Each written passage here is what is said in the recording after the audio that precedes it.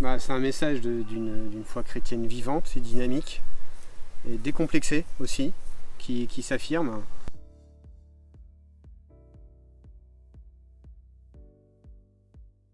Donc Anne-Laure, Christophe.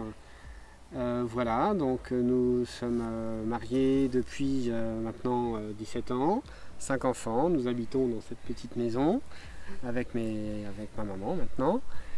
Et voilà, on a pas mal bougé avant de s'installer ici, et puis on a fait le choix de s'installer dans cette demeure familiale pour prendre la relève et puis continuer à la faire vivre.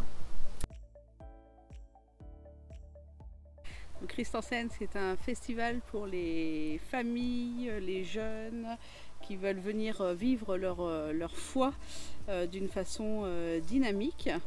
Donc c'est une journée de concerts, mais aussi d'ateliers et d'activités pour les enfants. On aura aussi un village artisan, de quoi faire découvrir un petit peu l'artisanat chrétien et local.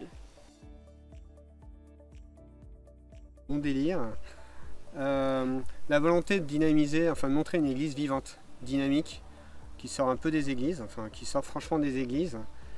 Et on avait commencé à monter il y a quelques années maintenant des soirées de louanges. Maintenant il y en a un petit peu de partout et c'est tant mieux, enfin chacun son style, mais voilà, ça montre une église vraiment qui bouge et qui n'a pas peur, qui est décomplexée, on va dire, une église décomplexée. Et alors l'idée du festival en lui-même, c'était des voisins qu'on avait comme locataires, qui étaient des rêveurs, enfin des fanats de rave party. Du coup on s'est dit, tiens, on avait des soirées de louanges en tête, les rêveurs de l'autre, on s'est dit tiens on va faire une rave party catho. Et du coup on a vu ça un petit peu plus simple malgré tout. Mais voilà, l'idée est de faire dans les champs de la musique et de faire entendre des chants de prière de par la campagne.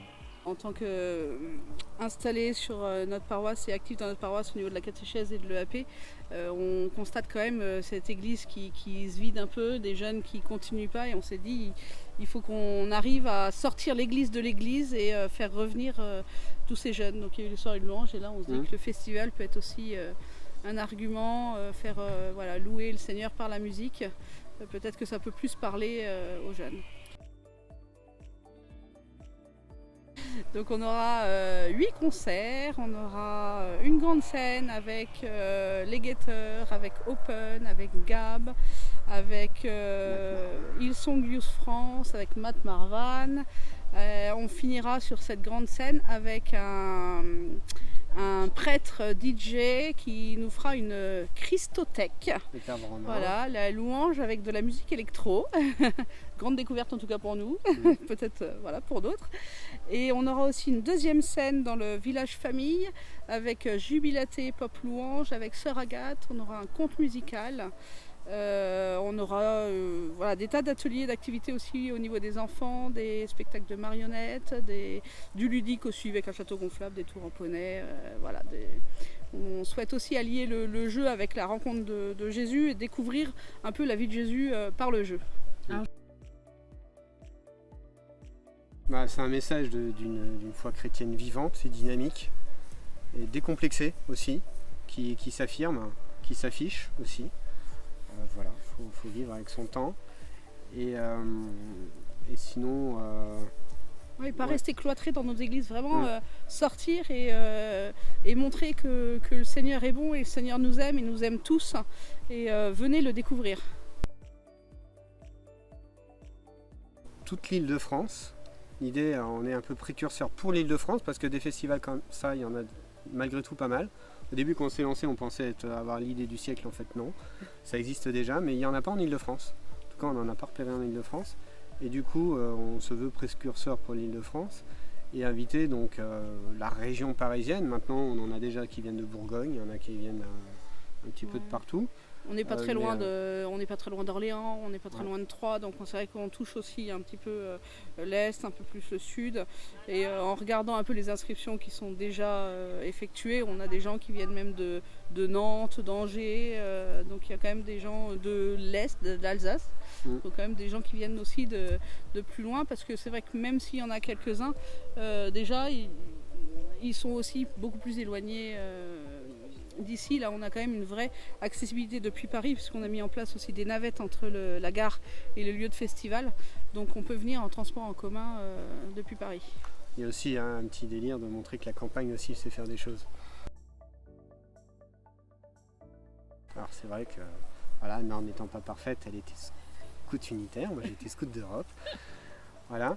Donc oui, scout d'Europe, alors j'étais on va dire un petit peu scout consommateur, puisque j'ai été louveteau pendant 2 ans, je crois, scout pendant 5 ans, et puis je me suis dit tiens je vais faire une pause et je reprendrai en tant qu'assistant chef de troupe ou chef de troupe, puis en fait j'ai jamais repris. Et, je suis parti faire mes études un petit peu loin d'ici. Et mon parcours scout, purement scout, s'est un peu arrêté là. Maintenant, j'ai un peu comme idée de rendre au scoutisme en accueillant des louveteaux qu'on peut voir un petit peu partout, parce qu'on a la chance de pouvoir accueillir largement et de manière assez confortable pour des louveteaux 1 voire 2 unités à la fois. De continuer à donner, mais sans forcément encadrer des scouts, parce que voilà, on a une maison qui nous prend pas mal de temps, un besoin d'air qu'on a chez soi, donc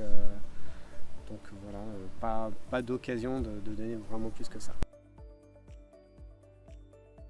Indirectement c'est ça, sans forcément qu'il y ait l'étiquette scout d'Europe. C'est vrai qu'il y a de ça dedans. Enfin, l'âme du scoutisme, elle n'est pas que dans le scoutisme, elle est dans l'église, elle est dans la vie de famille aussi. Enfin, je pense que les notions de service, etc., on les avait déjà dans nos gènes de par nos parents. Et c'est vrai que oui, c'est une prolongation de notre foi chrétienne, de notre éducation chrétienne, que cette idée de festival un peu folle. Oui, en effet, on a besoin de pas mal de bénévoles, donc n'hésitez pas. Et on prend que des bénévoles majeurs, mais par les mouvements scouts, on peut prendre des scouts et guides accompagnés de leur chef. Donc si vous avez un chef qui veut venir avec quelques scouts, venez pour l'aide à la gestion du village enfant, l'aide à la gestion de la restauration, du parking. Voilà, il y a du boulot partout. Ensuite, il faut en parler autour de soi. Puis surtout de prier pour l'organisation et de prier pour que ça marche. C'est ce qui nous aidera en premier. Et si vous voulez nous soutenir, en effet, financièrement, on prend les dons aussi. Alors moi, c'était la patrouille de la Loutre, mais qui n'a pas vécu très longtemps. Et la devise, je m'en souviens même plus. L'anecdote la plus mémorable, j'étais tout jeune scout, ça devait être mon premier week-end, on m'a fait remonter l'Orvan, donc une petite rivière, les pieds dedans. Donc mon chef de patrouille faisait 5,80 m passer sans problème, moi du haut de mes 1,30 m, j'avais un peu plus de mal, et c'était un petit peu chaotique. Quelqu'un qui m'a beaucoup inspiré, pour qui je considère que c'est un peu mon grand frère, c'est Jean-Luc Angélis, qui était un grand chef, qui était mon chef de troupe, qui était un grand ami, qu'il est toujours d'ailleurs. À prière scout, parce qu'elle engage beaucoup de choses. Oui, la prière scout, alors parce que j'ai quand même fait un peu de scoutisme, j'ai été chef moi, j'ai juste été cheftaine, j'ai quand même fait 5 ans de cheftaine. Mais en effet, la prière scout, en effet, est quand même elle résume beaucoup notre vie en fait. Ouais, tout à fait, le service. Jean-Luc justement. Le dévouement aux autres.